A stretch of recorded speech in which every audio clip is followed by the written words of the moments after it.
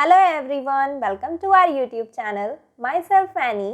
और आज की वीडियो में हम डिस्कस करेंगे पियाजे की थ्योरी ऑफ कॉग्निटिव डेवलपमेंट, यानी कि पियाजे ने जो संज्ञानात्मक विकास पर अपनी थ्योरी दी है, आज हम उसके बारे में जानेंगे कॉग्निटिव डेवलपमेंट के बारे में, और जिन 4 स्टेजेस की पियाजे ने बात की है उनके बारे में भी डिस्कस करेंगे। तो वीडियो स्टार्ट करने से पहले आप हमारे सोशल मीडिया अकाउंट से भी जुड़ सकते हैं और इस टॉपिक के नोट्स PDF आपको मिलेंगे टेलीग्राम चैनल से, तो अभी जाकर आप इस चैनल को भी ज्वाइन कर सकते हैं। तो पियाजे की थ्योरी के बारे में जानने से पहले थोड़ा सा पियाजे के बारे में जानेंगे। तो पियाजे एक स्विस साइकोलॉजिस्ट हैं, यानी कि एक मनोवैज्ञानिक हैं, और पियाजे को हम कंस्ट्रक्टिविस्ट के रूप में भी जानते हैं, यानी कि पियाजे मानते थे कि बच्चे अपनी नॉलेज खुद कंस्ट्रक्ट करते हैं। जो चिल्ड्रन होते हैं वो एक्टिव बिल्डर ऑफ नॉलेज होते हैं, इसलिए हम उन्हें कंस्ट्रक्टिविस्ट यानी कि रचनावादी भी कहते हैं। पियाजे एक डेवलपमेंटल साइकोलॉजिस्ट थे और रेडिकल कंस्ट्रक्टिविस्ट। इन्होंने चाइल्ड साइकोलॉजी पर अच्छा खासा काम किया था और इसीलिए इन्हें हम फादर ऑफ चाइल्ड साइकोलॉजी भी कहते हैं, यानी कि बाल मनोविज्ञान के पिता या बाल मनोविज्ञान के जनक कौन हुए? पियाजे हुए, जीन पियाजे। तो सबसे पहले जान लेते हैं कॉग्निटिव डेवलपमेंट के बारे में कि आखिर ये संज्ञानात्मक विकास होता क्या है। तो संज्ञानात्मक विकास रिलेटेड होता है हमारी बुद्धि के विकास से, हमारे माइंड, हमारे इंटेलेक्ट के विकास से रिलेटेड होता है। हमने बात की थी ग्रोथ एंड डेवलपमेंट में डोमेन्स ऑफ डेवलपमेंट की, यानी कि विकास के आयाम की। तो उन 4 आयाम में से एक आयाम था संज्ञानात्मक विकास, यानी कि कॉग्निटिव डेवलपमेंट, जो रिलेटेड होता है हमारी बुद्धि के विकास से, हमारे माइंड के विकास से। तो हमारे माइंड में क्या क्या चीज़ें होती हैं, हम क्या करते हैं अपने माइंड से? हम सोचते हैं किसी भी चीज़ के बारे में, इमेजिन करते हैं, याद करने की जो हमारी मेमोरी पावर होती है वो भी किससे रिलेटेड होती है? हमारे माइंड से, ब्रेन से। तो ये सारी चीज़ें रिलेटेड है कॉग्निटिव डेवलपमेंट से, यानी कि जो हमारा बौद्धिक पक्ष है, जो भी हमारे ब्रेन से रिलेटेड चीज़ें हैं वो आएंगी कॉग्निटिव डेवलपमेंट में, चाहे वो हमारा थॉट प्रोसेस हो, थिंकिंग हो, प्रॉब्लम सॉल्विंग हो, या फिर जिसे हम कहते हैं डेवलपमेंट ऑफ कंसेप्ट, या फिर डेवलपमेंट ऑफ अंडरस्टैंडिंग, जो हमारी समझ का विकास होता है, या फिर किसी भी संप्रत्यय का, किसी भी कॉन्सेप्ट का जो विकास होता है। जो आप अलग अलग चीज़ों के बारे में जानते हैं, समझते हैं, उनको याद रखते हैं, जो आपकी मेमोरी होती है वो भी किससे रिलेटेड है? वो भी रिलेटेड है कॉग्निटिव डेवलपमेंट से। तो कॉग्निटिव डेवलपमेंट का संबंध है हमारे इंटेलेक्ट, हमारे माइंड, हमारे ब्रेन से। तो पियाजे ने अपनी थ्योरी में कॉग्निटिव डेवलपमेंट की ही बात की है। पियाजे ने बताया है कि किस तरह विभिन्न स्तरों पर बच्चे के संज्ञानात्मक विकास होता है, संज्ञान का विकास होता है। तो पियाजे को हम जानते हैं एक कंस्ट्रक्टिविस्ट के रूप में, एक रचनावादी के रूप में। क्यों? क्योंकि पियाजे मानते थे कि children are little scientist and they are active builder of knowledge, कि बच्चे क्या हैं? छोटे वैज्ञानिक हैं जो अपने खुद ही ज्ञान का निर्माण करते हैं, ज्ञान के सक्रिय निर्माता होते हैं। आपने बच्चों को देखा होगा इस तरह से सामान फैलाते हुए, तोड़ फोड़ करते हुए, कुछ इधर से उधर करते हुए। तो वो ऐसा क्यों करते हैं? क्योंकि वो चीज़ों के बारे में जान रहे हैं, अपने ज्ञान का निर्माण कर रहे हैं, क्योंकि वो साइंटिस्ट है, कुछ ना कुछ करके ही सीखेंगे। लेकिन हम क्या करते हैं? उन्हें ऐसा करने से रोक देते हैं, घर का सारा सामान फैला देते हैं, इसलिए हम उन बच्चों को रोक देते हैं। लेकिन ऐसा नहीं करना चाहिए। वो क्या कर रहे हैं? अपने ज्ञान का निर्माण कर रहे हैं, तो इसलिए उन्हें एक्सप्लोर करने का, एक्सपेरिमेंट करने का मौका देना चाहिए।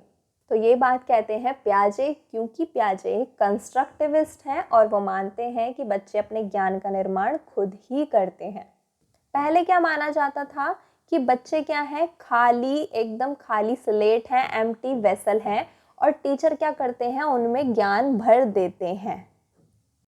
तो बिहेवियरिज्म यानी कि व्यवहारवाद में ऐसा माना जाता था कि बच्चे क्या है? एक खाली स्लेट है, तैबुला रासा है, एम्प्टी वेसल है, चिकनी मिट्टी है, जिन्हें क्या किया जाता है? टीचर द्वारा जिनमें ज्ञान भरा जाता है। वहीं पियाजे इस चीज़ को बिल्कुल नकार देते हैं और पियाजे मानते हैं कि बच्चे क्या है? लिटिल साइंटिस्ट हैं जो अपने ज्ञान का खुद निर्माण करते हैं, एक्टिव बिल्डर ऑफ नॉलेज हैं। इसी के साथ ही पियाजे ये भी कहते हैं कि डेवलपमेंट एक डिसकॉन्टिन्यूअस प्रोसेस है, यानी कि डेवलपमेंट एकदम कॉन्टिन्यूशन में लगातार नहीं होता रहता। डेवलपमेंट स्टेजेस में होता है, 2 साल, 4 साल, 6 साल, 10 साल, इस तरीके से एज के अनुसार और स्टेजेस में क्या होता है, विकास होता है। तो विकास को वो एक डिसकंटिन्यूअस असतत प्रक्रिया मानते हैं। अगली बात करेंगे मैच्योरेशन की। मैच्योरेशन को लेकर पियाजे ने क्या कहा है उसके बारे में जानेंगे। तो पियाजे ने बात की है बायोलॉजिकल मैच्योरेशन की, यानी कि जैविक परिपक्वता की। जैविक परिपक्वता का क्या मतलब है कि एज के अकॉर्डिंग जो मैच्योरिटी आई है, जितनी भी बच्चे की एज होगी उसी के अनुसार उसमें मैच्योरिटी आएगी और उसी के अनुसार उसको हम सिखाएंगे या एज के अनुसार ही बच्चा क्या करेगा, लर्न करेगा। तो यहीं से बात आती है रेडीनेस टू लर्न की। तो पियाजे कहते हैं कि आप 5 साल के बच्चे को पाइथागोरस थ्योरम नहीं पढ़ा सकते। क्यों? क्योंकि अभी उसकी एज नहीं है, अभी उसके अंदर इतनी बायोलॉजिकल मैच्योरिटी नहीं है और वो ये सीखने के लिए तैयार नहीं है, रेडीनेस टू लर्न नहीं है। आप 2 साल के बच्चे को पियाजे की थ्योरी नहीं पढ़ा सकते क्योंकि अभी बायोलॉजिकल मैच्योरिटी नहीं है, उसकी एज इतनी नहीं है और वो ये चीज़ें सीखने के लिए तैयार नहीं है। इसी को कहा गया है रेडीनेस टू लर्न और यही एज से रिलेटेड है बायोलॉजिकल मैच्योरिटी। तो पियाजे ने एज पर और बायोलॉजिकल मैच्योरिटी पर फोकस किया है कि एज के अनुसार ही बच्चे में जितनी मैच्योरिटी आएगी उसी के अनुसार ही उसकी क्या होगी, लर्निंग होगी। नेक्स्ट बात करेंगे इक्विलिब्रेशन की, यानी कि संतुलन की। तो ये क्या है, एक प्रक्रिया है हमारे मेंटल स्ट्रक्चर को बैलेंस करने की। बैलेंस करने की कैसे? जब भी हम किसी नई चीज़ को देखते हैं तो हमारे माइंड में कॉन्फ्लिक्ट आता है, एक असंतुलन आ जाता है, हमें समझ नहीं आता कि ये क्या है या फिर ये कैसे करना है। लेकिन जब हम उसके बारे में समझ लेते हैं तो वहाँ पर क्या है, संतुलन आ जाता है, बैलेंस हो जाता है। तो ये जो बैलेंस का प्रोसेस है, कॉन्फ्लिक्ट टू क्लियरिटी, जब कोई नई चीज़ को देखेंगे, किसी नए सिचुएशन में जाएंगे तो कॉन्फ्लिक्ट आएगा, लेकिन धीरे धीरे हम क्या करेंगे, उसमें एडजस्ट करेंगे, चीज़ों को सीखेंगे, जानेंगे तो क्लियरिटी आएगी। तो ये जो इक्विलिब्रेशन का प्रोसेस है, ये कॉन्फ्लिक्ट टू क्लियरिटी जाता है, हमारे माइंड में, हमारे मेंटल स्ट्रक्चर में बैलेंस करने का ये प्रोसेस है। इसी में क्या आता है, असिमिलेशन और अकोमोडेशन भी आता है, जिसके बारे में हम आगे जानेंगे। और ये एक प्रोसेस है जिसके ज़रिए हम क्या करते हैं, अपना स्कीमा को अपडेट करते हैं। ये स्कीमा क्या होता है? किसी भी चीज़ से रिलेटेड हमारे ब्रेन में जो इन्फॉर्मेशन होती है वो स्कीमा में होती है। जैसे कि ये हमारा ब्रेन है, तो यहाँ पर अलग अलग चीज़ों से रिलेटेड नॉलेज है, इन्फॉर्मेशन है, जो किस में है, स्कीमा में है। स्कीमा एक तरह से आप रूम कह सकते हो कि रूम होते हैं किसी भी पर्टिकुलर इन्फॉर्मेशन के लिए, और इसी तरह हमारे ब्रेन में बहुत से स्कीमा होते हैं। हर इन्फॉर्मेशन से रिलेटेड अलग अलग नॉलेज होती है, अलग अलग इन्फॉर्मेशन होती है जो स्कीमा में होती है। अब ये जो इक्विलिब्रेशन का प्रोसेस है, इसमें हम क्या करते हैं, अपने स्कीमा को अपडेट करते हैं। जब भी कोई नई सिचुएशन आई या फिर हमें कोई नई चीज़ दिखाई दी तो हम क्या करते हैं, उसकी इन्फॉर्मेशन को ऐड कर लेते हैं या फिर हमारे पास जो इन्फॉर्मेशन है उसको चेंज कर लेते हैं। इस तरीके से हम अपने स्कीमा को अपडेट करते हैं ताकि संतुलन बना रहे, इक्विलिब्रेशन बना रहे। अब यहाँ पर इक्विलिब्रेशन के बारे में थोड़ा और डिटेल में बात करेंगे। तो इक्विलिब्रेशन में 2 चीज़ें होती हैं, एक ऑर्गेनाइजेशन और दूसरा अडेप्टेशन। तो सबसे पहले ऑर्गेनाइजेशन को समझेंगे कि ये ऑर्गेनाइजेशन है क्या। जैसे कि आपका रूम पूरा फैला हुआ है, कोई भी चीज़ यहाँ पर जगह पर नहीं रखी, और अगर आपको अपने रूम में से कुछ चाहिए तो उसको ढूंढने में बहुत टाइम लग जाएगा। लेकिन अगर वही आपका रूम एकदम सिस्टमैटिक तरीके से सारी चीज़ें रखी हो रूम में, और आपको अगर आप रूम में से कुछ भी चाहिए हो तो वो आसानी से मिल जाएगा। इसी तरीके से हमारे ब्रेन में भी होता है। हमारे ब्रेन में क्या है, बहुत सारी नॉलेज है, बहुत सारी इन्फॉर्मेशन है जो स्कीमा में है। अब स्कीमा बहुत सारे हैं हर इन्फॉर्मेशन से रिलेटेड। अगर ये स्कीमा ऑर्गेनाइज तरीके से नहीं होंगे तो हमें जब किसी भी इन्फॉर्मेशन की ज़रूरत होगी तो वो हमें जल्दी से याद नहीं आएगी या हम उस चीज़ को जल्दी से अप्लाई नहीं कर पाएंगे। इसीलिए ज़रूरत होती है ऑर्गेनाइजेशन की, ताकि हम सारी इन्फॉर्मेशन को व्यवस्थित तरीके से ब्रेन में रख सकें। नेक्स्ट बात करते हैं अडेप्टेशन की। अडेप्टेशन यानी कि किसी भी सिचुएशन में समायोजन करना, किसी भी सिचुएशन के अनुसार खुद को ढाल लेना। तो जो ये अडेप्टेशन होता है ये आप 2 तरीके से करते हैं, एक तो असिमिलेशन और दूसरा अकोमोडेशन। असिमिलेशन का क्या मतलब है, आत्मसातीकरण। जब भी आप किसी नए इन्फॉर्मेशन को अपने स्कीमा में ऐड करते हैं तो वो क्या कहलाता है, वो कहलाता है असिमिलेशन, कि आप असिमिलेट कर रहे हैं। जैसे कि एक बच्चे ने पहली बार क्या देखा, एक 4 पैर वाले जानवर को देखा जिसकी 4 पैर थे और एक पूंछ थी। फिर उसके पेरेंट्स ने उसको बताया कि बेटा ये डॉगी है। उसने अपने स्कीमा में क्या चीज़ ऐड कर ली कि जो भी 4 पैर और एक पूंछ वाला जानवर होगा वो क्या होगा, डॉग होगा। तो ये क्या किया उसने, असिमिलेट किया, एसिमिलेशन किया, नई इन्फॉर्मेशन को अपने स्कीमा में ऐड किया। लेकिन एक दिन उसने क्या देखा, एक और जानवर देखा, एक और जानवर देखा जिसके 4 पैर थे, एक पूंछ थी, और उसने क्या कहा, डॉग। फिर उसके पेरेंट्स ने उसे समझाया कि बेटा नहीं, ये डॉग नहीं है, ये क्या है, ये एक काऊ है। फिर उन्होंने काऊ के बारे में समझाया थोड़ा सा कि डॉग जो है छोटी शेप होती है, छोटा साइज़ होता है, काऊ थोड़ी बड़ी होती है, ये एक अलग एनिमल है। तो फिर उस बच्चे ने क्या किया, अपनी उस इंफॉर्मेशन को मॉडिफाई किया, चेंज किया, और उसने इस तरीके से नई सिचुएशन में एकोमोडेट किया, समायोजन किया। तो जब भी आप किसी नई इन्फॉर्मेशन को अपने स्कीमा में ऐड करेंगे तो वो कहलाएगा असिमिलेशन। लेकिन जब आप उस इंफॉर्मेशन को चेंज करेंगे, एडिट करेंगे, मॉडिफाई करेंगे, वो कहलाएगा एकोमोडेशन। तो इस तरीके से ये इक्विलिब्रेशन का प्रोसेस चलता रहता है। जैसे कि जब पहली बार बच्चे ने जानवर को देखा और उसके पेरेंट्स ने उसे बताया कि ये डॉग है, और उसने उस चीज़ को, उस इंफॉर्मेशन को एसिमिलेट कर लिया। अब वो क्या है, इक्विलिब्रियम में है, यानी कि संतुलन की अवस्था में है। लेकिन जब उसने एक और जानवर को देखा जो डॉग नहीं था, अब वो कहाँ चला गया, डिसइक्विलिब्रियम में चला गया, असंतुलन की अवस्था में चला गया। अब वापस से संतुलन में आने के लिए उसने क्या किया, अकोमोडेट किया, समायोजन किया, अपनी उस इंफॉर्मेशन को मॉडिफाई किया। तो इस तरीके से फिर से वो इक्विलिब्रियम में चला गया, यानी कि संतुलन की अवस्था में आ गया। इस तरीके से ये प्रोसेस चलता ही रहता है, आपका स्कीमा अपडेट होता रहता है, आप एसिमिलेट करते हैं, अकोमोडेट करते हैं, और यही कहलाता है प्रोसेस ऑफ इक्विलिब्रेशन, यानी कि संतुलन की प्रक्रिया। क्या होता है, आप एसिमिलेट करते हैं, लेकिन फिर नई सिचुएशन आती है, नई सिचुएशन आने पर क्या होगा, डिसइक्विलिब्रियम होगा, और डिसइक्विलिब्रियम होने पर आप क्या करेंगे, उस सिचुएशन में एकोमोडेट करेंगे, अपनी इंफॉर्मेशन को एडिट करेंगे, मॉडिफाई करेंगे, चेंज करेंगे, और फिर से इक्विलिब्रियम में चले जाएंगे।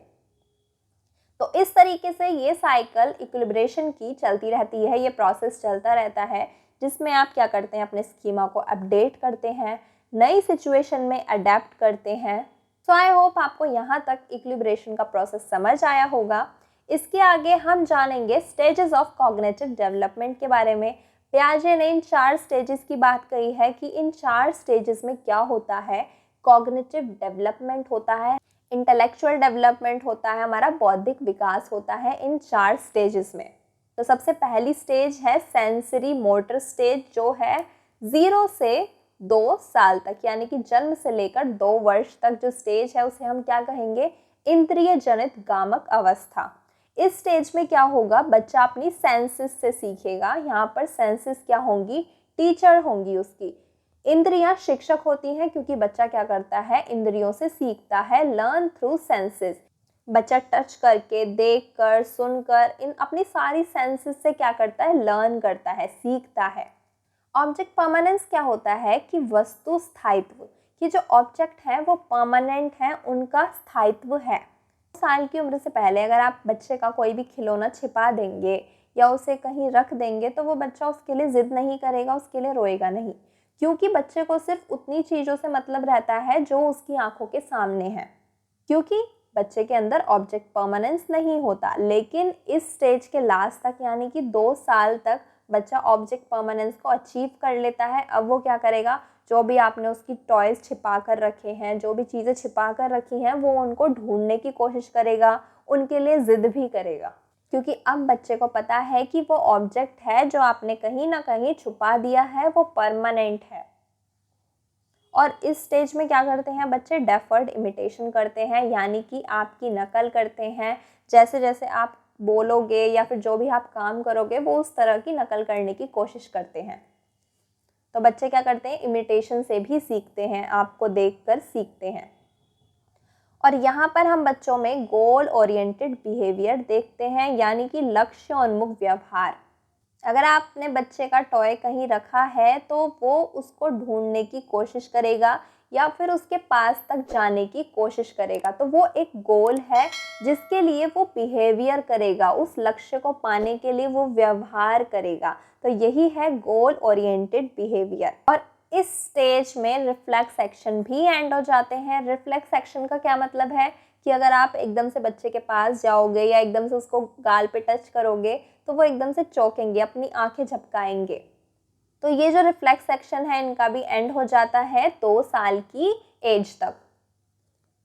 तो ये सभी इंपॉर्टेंट बातें हैं सेंसरी मोटर स्टेज की, जो जन्म से लेकर 2 वर्ष तक मानी जाती है। यहाँ पर सेंसिस से बच्चा सीखेगा, ऑब्जेक्ट परमानेंस अचीव करेगा, इमिटेशन से सीखेगा, इमिटेट करेगा आपके बिहेवियर को, और बच्चा गोल ओरिएंटेड बिहेवियर करता है, अपने लक्ष्य तक जाने के लिए क्या करेगा, बिहेवियर करेगा। और यहाँ पर रिफ्लेक्स एक्शन भी एंड हो जाते हैं।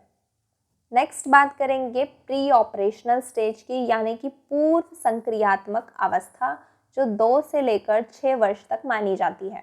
यहाँ पर बच्चों में लॉजिक नहीं होता, इसलिए इसे क्या कहते हैं, प्री लॉजिक एज भी कहते हैं, जिसे क्या कहेंगे, ट्रांसडक्टिव रीजनिंग कहेंगे, कि बच्चे इलॉजिकल रीजनिंग लगाते हैं, इलॉजिकल बातें करेंगे, जो चीज़ें हैं नहीं, जिन चीज़ों का लिंक नहीं है, उन चीज़ों का लिंक करने की कोशिश करते हैं।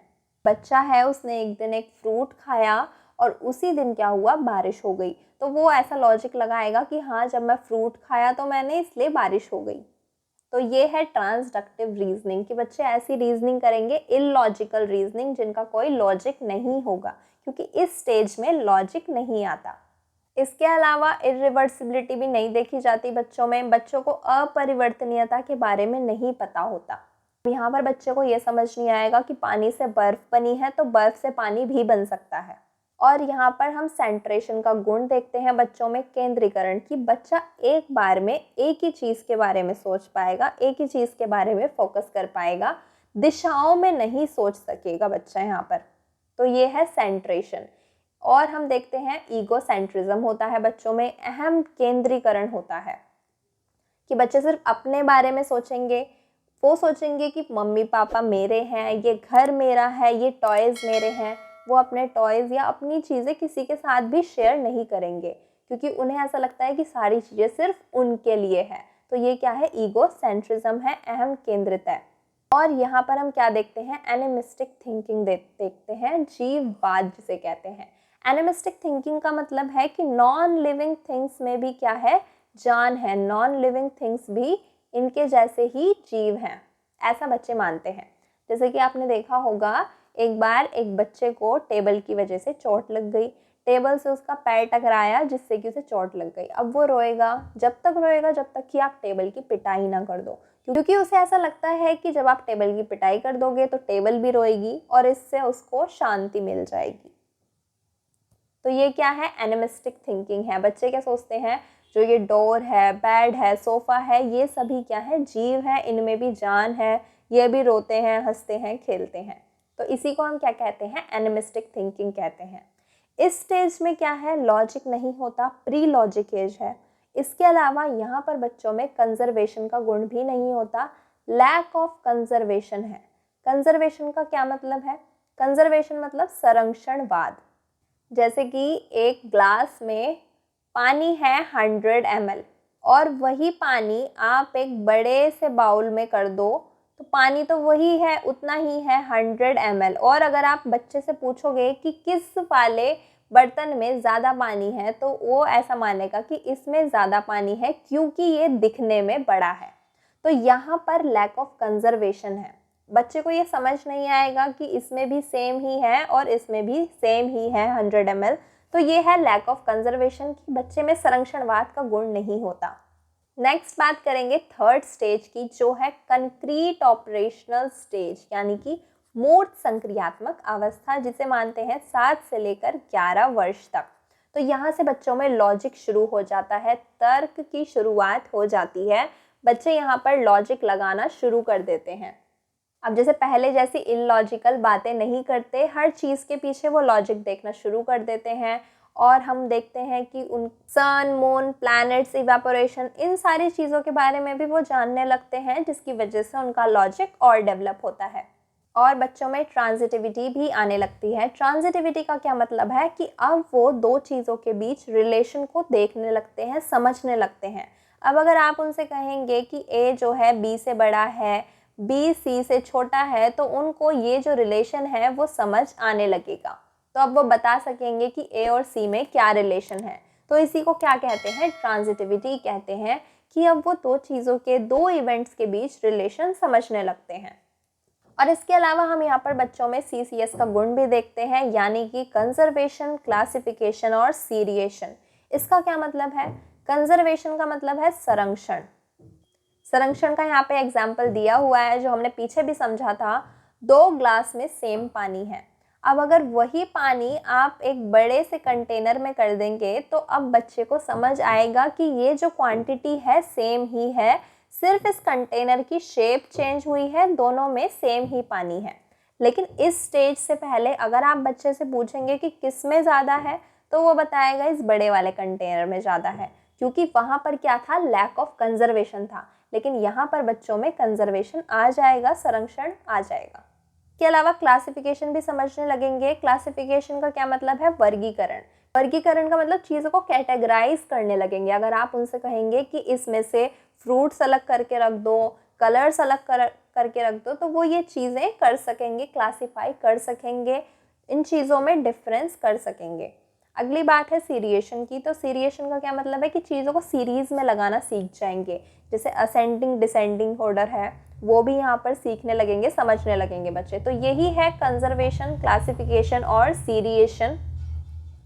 यहाँ पर लॉजिक की शुरुआत हो जाती है। ट्रांजिटिविटी यानी कि रिलेशन समझ आने लगता है दो चीज़ों में, दो इवेंट्स में। नेक्स्ट है 4th स्टेज, जिसे मानते हैं 11 से लेकर 19 वर्ष तक। तो यहाँ पर क्या है? एब्स्ट्रैक्ट लॉजिक की शुरुआत हो जाती है। ये एडोलेसेंस वाली स्टेज है, टीनेजर वाली स्टेज है। तो यहाँ पर बच्चों में या फिर किशोरों में एब्स्ट्रैक्ट लॉजिक की शुरुआत हो जाती है, अमूर्त चिंतन की शुरुआत हो जाती है। एब्स्ट्रैक्ट थिंकिंग का क्या मतलब है कि वो उन चीज़ों के बारे में भी सोचने लगेंगे जो उनके सामने नहीं है। और हाइपोथेटिक और डिडक्टिव रीजनिंग की भी शुरुआत हो जाएगी। वो ऐसी चीज़ों की कल्पना करने लगेंगे जो उनके सामने नहीं है। डिडक्टिव का क्या मतलब है कि वो रूल टू एग्जाम्पल जाने लगेंगे। आप अगर उन्हें कोई भी रूल के बारे में समझाएंगे, तो वो रूल से एग्जाम्पल की बातें समझने लगेंगे। इससे पहले क्या था? अगर आप छोटे बच्चों के लिए यूज़ किया जाता है इंडक्टिव मेथड, उसमें क्या होता है? पहले एग्जाम्पल बताते हैं और फिर रूल की तरफ जाते हैं। तो वो छोटे बच्चों के लिए ठीक रहता है, क्योंकि अभी उनका कॉग्निटिव डेवलपमेंट इतना नहीं होता। लेकिन जब हम बात करते हैं फॉर्मर ऑपरेशन स्टेज की, यहाँ पर डिडक्टिव रीजनिंग, डिडक्टिव मेथड, इन सभी की शुरुआत हो जाती है। अब अगर आप बच्चे को रूल के बारे में समझाओगे और रूल से एग्जाम्पल की तरफ जाओगे, तो चीज़ें उनको आसानी से समझ आने लगेंगी, क्योंकि उनका कॉग्निटिव डेवलपमेंट पहले से बेहतर हो गया है। और यहाँ पर हम डाइवर्जेंट थिंकिंग भी देख सकेंगे। डाइवर्जेंट थिंकिंग का क्या मतलब है कि बच्चे अब दिशाओं में सोचने लगेंगे। अगर आप उन्हें कोई भी हाइपोथेटिकल सिचुएशन देंगे, जैसे कि आप उनसे पूछेंगे कि पॉल्यूशन के बारे में, पॉल्यूशन है, प्रदूषण है, उसके सॉल्यूशन के बारे में बताओ, तो वो दिशाओं में सोच सकेंगे और आपको सोचकर डाइवर्जेंट थिंकिंग कर कर उसका सॉल्यूशन बता सकेंगे। आप उनसे कोई भी सोशल इशू, कोई भी हाइपोथेटिकल सिचुएशन के बेस पे कोई भी इशू डिस्कस कर सकते हैं, उसके सॉल्यूशन के बारे में डिस्कशन कर सकते हैं। तो डाइवर्जेंट थिंकिंग यानी कि दिशाओं में सोचना, एक ही चीज़ को वो 4 तरीके से कर कर यहाँ पर बता सकते हैं, या फिर एक ही चीज़ को 4 तरीके से सोच सकते हैं। इसे क्या कहेंगे? डाइवर्जेंट थिंकिंग कहेंगे। और यहाँ पर एब्स्ट्रैक्ट लॉजिक की शुरुआत हो जाती है, हाइपोथेटिक और डिडक्टिव रीजनिंग की शुरुआत भी हो जाती है। तो इस तरह पियाजे ने कॉग्निटिव डेवलपमेंट की 4 स्टेजेस के बारे में बताया है कि किस तरह जन्म से लेकर हर स्टेज में किस लेवल तक बच्चे का कॉग्निटिव डेवलपमेंट होता है। पियाजे की थ्योरी की एजुकेशनल इम्प्लीकेशन क्या होंगी? किस तरीके से हम एजुकेशन में इस थ्योरी को यूज़ कर सकते हैं? हमें क्या करना चाहिए? लर्निंग को, एज अ टीचर लर्निंग को फैसिलिटेट करना चाहिए, सीखने की सुविधा प्रदान करनी चाहिए बच्चों को। हमें ऐसा नहीं करना चाहिए कि उनको सिर्फ लेक्चर दे दिया या फिर टेक्स्ट बुक से पढ़ा दिया। हमें उन्हें एक्सप्लोर करने के मौका देना चाहिए, एक्सपेरिमेंट करने का मौका देना चाहिए, एक्टिविटी के माध्यम से सिखाना चाहिए, प्ले वे मेथड की हेल्प से सिखाना चाहिए, खेल खेल में सिखाना जिसे कहते हैं। और जहाँ ज़रूरत हो सिर्फ वही टीचर को मदद करनी चाहिए। एक तरह से डेमोक्रेटिक माहौल बनाना चाहिए क्लासरूम का। डेमोक्रेटिक माहौल का क्या मतलब है? जहाँ पर सभी को बोलने का मौका मिले, सभी को अपनी बातों को एक्सप्रेस करने का मौका हो। इस तरीके से हम क्लासरूम में पियाजे की थ्योरी को यूज़ कर सकते हैं। सो आई होप आपको ये टॉपिक समझ आया होगा। अगर वीडियो पसंद आए तो लाइक ज़रूर करना और अपने दोस्तों के साथ शेयर भी करना। और अगर आपने अभी तक चैनल को सब्सक्राइब ना किया हो तो सब्सक्राइब कर देना, साथ ही बेल आइकन को भी प्रेस कर देना। हमारे सोशल मीडिया अकाउंट से जुड़ने के लिए आप पेज को भी फॉलो कर सकते हैं। और इस टॉपिक के नोट्स एंड PDF आपको मिलेंगे टेलीग्राम चैनल से। तो अभी जाकर आप टेलीग्राम चैनल से भी जुड़ सकते हैं। Thank you.